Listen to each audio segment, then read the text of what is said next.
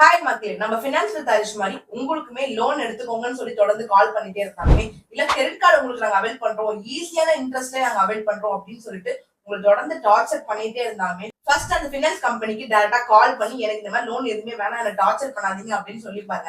அப்படி சொல்லியுமே அந்த ஆக்ஷன் அவங்க ஸ்டாப் பண்ணாம தொடர்ந்து பண்ணிட்டே இருக்காங்க அப்படின்னும் போது, telecom regulatory authority of India நான் கொடுத்துருக்க லிங்க்ல போய் நீங்க வீட்ல இருந்து ஈஸியா ஃபர்ஸ்ட் கம்ப்ளைண்ட் ரெஜிஸ்டர் பண்ணுங்க. இந்த கம்ப்ளைண்ட் ரெஜிஸ்டர் பண்ணியுமே அவங்க ஆக்ஷன் எதுவுமே ஸ்டாப் ஆகல அப்படின்னும் போது ரிசர்வ் பேங்க் ஆஃப் இந்தியா போர்ட்டல்ல போயிட்டு திருப்பி கம்ப்ளைண்ட் ரெஜிஸ்டர் பண்ணுங்க. அதே மாதிரி ஃபினான்ஷியல் ஹாரி சொன்ன மாதிரி மார்னிங் ஒரு 8 o'clock இல்ல தொடர்ந்து உங்களுக்கு கால் பண்ணி டிஸ்டர்ப் பண்ணி அதனால நீங்க ப்ராப்ளம் ஃபேஸ் பண்ணிருக்கீங்கன்னும் போது இதுக்காக தாராளமா நீங்க கன்சூமர் கம்ப்ளைண்டே பண்ணலாங்க. உங்களுக்கு இந்த மாதிரி தொடர்ந்து அன்னெசரியா கால் சும்மாவே வந்துட்டு இருக்கு உங்க போன் நம்பருக்கு அப்படின்னும் போது 1909 இந்த நம்பருக்கு கால் பண்ணி நீங்க கம்ப்ளைண்ட் பண்ணலாங்க. எந்த மாதிரி அக்கௌண்ட்ல இருந்து உங்களுக்கு கால் வரும், எந்த மாதிரி கால்ஸ் எல்லாம் உங்களுக்கு வரக்கூடாது அப்படின்றது நீங்க உங்க ப்ரெஃபரன்ஸ்க்கு ஏற்ற மாதிரி நீங்க சூஸ் பண்ணி வச்சுக்கலாம். இது எல்லாருமே தெரிஞ்சுக்கோங்க. ஃபினான்ஷியல் சர்வீஸ் உங்களுக்கும் இது புரிஞ்சுக்கணும்னு நினைக்கிறேன். திரும்ப ஜிகே என்ன ஃபாலோ பண்ணுங்க.